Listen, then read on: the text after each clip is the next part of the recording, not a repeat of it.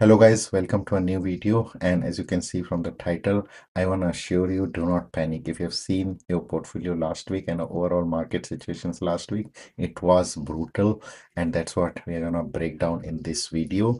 And I'll tell you exactly the three things that happened last week, why it completely trashed the market, and what you can do right now to maintain your calm in this market. So everything in this video, I'm sure you're gonna benefit out of that. Stay till end of the video and you will exactly know what's going on and how to stay calm in this environment and what exactly to do, what I am doing, everything I'm gonna break down. Stick around, and with that, let's start.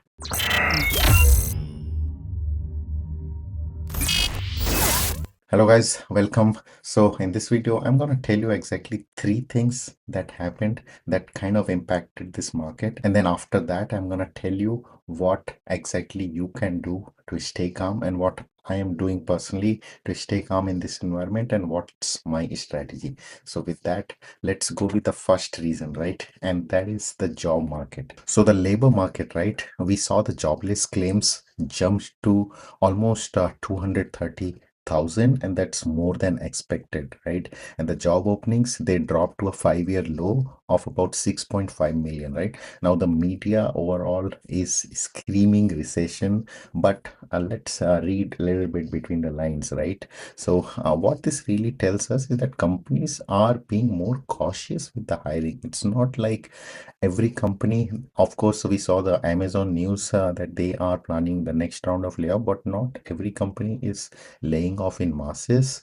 It's just that their strategy is changing a bit with all that's happening. It's just showing that they are slowing down a little bit of hiring, but it's not like it's a mass layoff everywhere in the company. So that was the first reason why the market or the investors were in line kind of this. It puts them in a bad sentiment that there's not much of job that's coming in, which is partially true, but it's not like every company is going through a downturn. Depending on the earnings that came in last week, there are a lot of across the board, lot of good earnings that every company reported, right?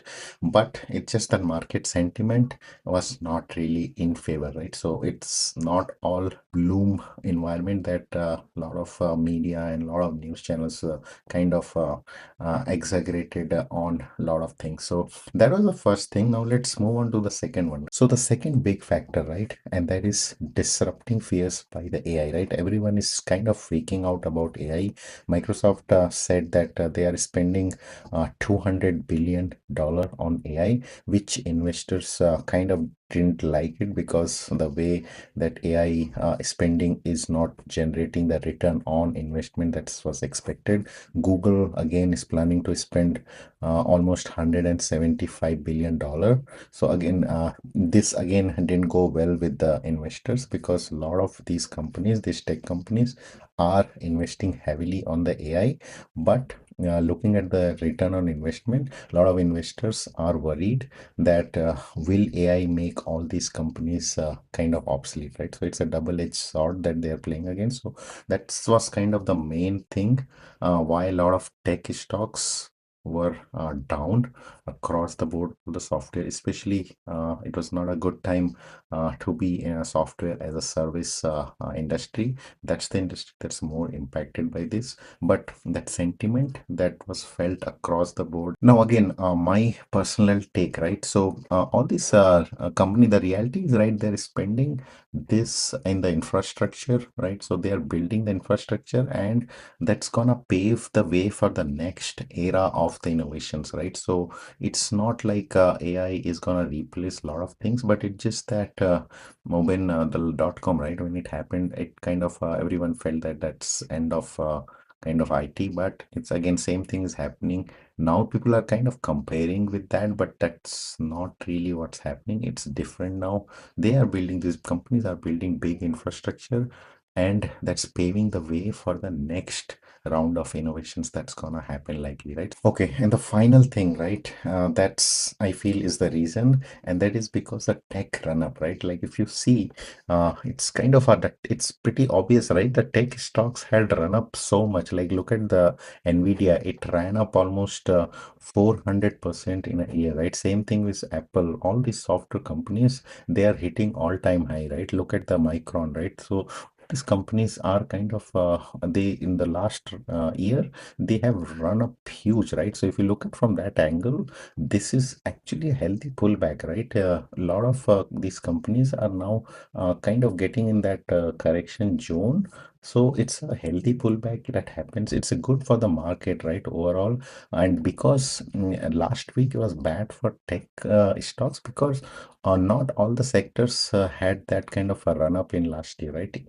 The run up happened specifically in tech sector. So the tech sector had the biggest run up, and as you know, the stock market has the rule, right? If you take like this kind of a run up, you bound to, as soon as the sentiment changes, you bound to take the elevator down to the correction zone, right? So that's what is happening for the tech stock. So that was the third reason why you saw a big sell-off in the tech industry. Now, what I'm doing personally, or why you should not panic, right? So let's break that down. So your sentiment today or last week, maybe that sell everything and then just go all cash or freeze up everything, don't buy everything, or you may be like, just this is the bottom, let's buy everything. All these three things are bad, and you should not follow blindly these intuitions that may be coming in your mind, right? So all these three things are not good.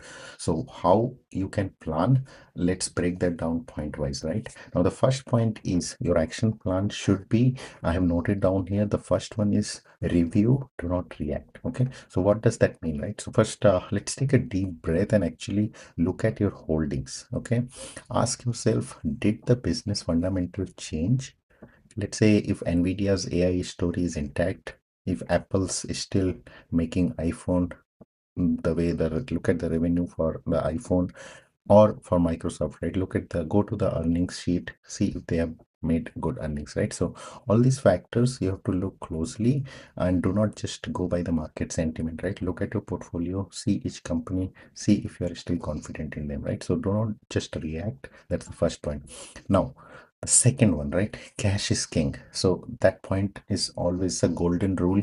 Always maintain a cash level, right? If there is a downturn still coming, then you should be prepared to put money. Okay, so always have some money aside from your portfolio that should be sitting in cash. That's the golden rule. You should not touch that cash holding, whatever happens, right? You may get temptation when the run up goes high, right? Like in tech, it happened last year.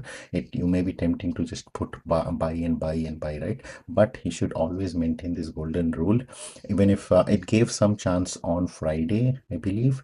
But if you wanna still go put some money, sell out something which is still you're breaking even, and if you wanna maintain that cash, do that, right? So because that's gonna help you to stay calm during this panic period. Once you have that cash in your hand, that makes a lot of difference, right? You feel confident that yes, if there is a sale in market, I'm ready to buy the dip. Okay, now the third one, okay, and that is dollar cost average. That's again the golden rule of investing. If you have a good quality company in your portfolio, you have been following that company for long, you know the support level, you know the resistance, and you feel that that's a good time, then go and average in. Because what that does is you're gonna be, if you are into options, next time you will be able to sell covered call and collect good premiums for the same stock, but with a good, because your strike price will be lower, you will be getting good premium for that, right? So do dollar cost average, but again, as I said,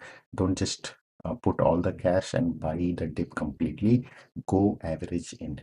Always have some cash in hand so that you have a chance to dollar cost average as you see the market or your price action going down. And now the last one, right? And that is for the options trader. I know a lot of my subscribers are in options, so this is a good opportunity to sell some premium, right? I feel the market is kind of, sellers are in little bit of control right now. So if you see a very drastic jump, that could be a good opportunity to sell the premium, okay, like the covered call or any selling call strategies, right?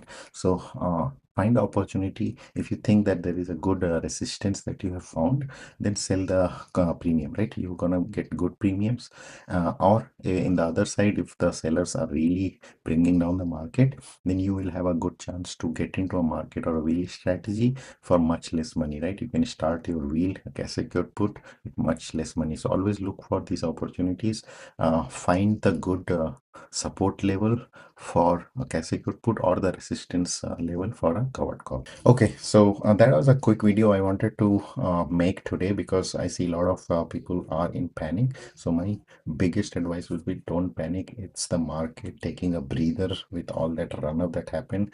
There is still not very negative signs all around. It's just that market, especially in tech sector, that's taking a breathing in. And you will definitely, if you have a good balance in your portfolio, you will be in a good position to all those strategies that I explained. So don't panic and don't sell everything. Market is doing absolutely fine. With that, I'm closing this video. Happy investing, guys. Bye bye.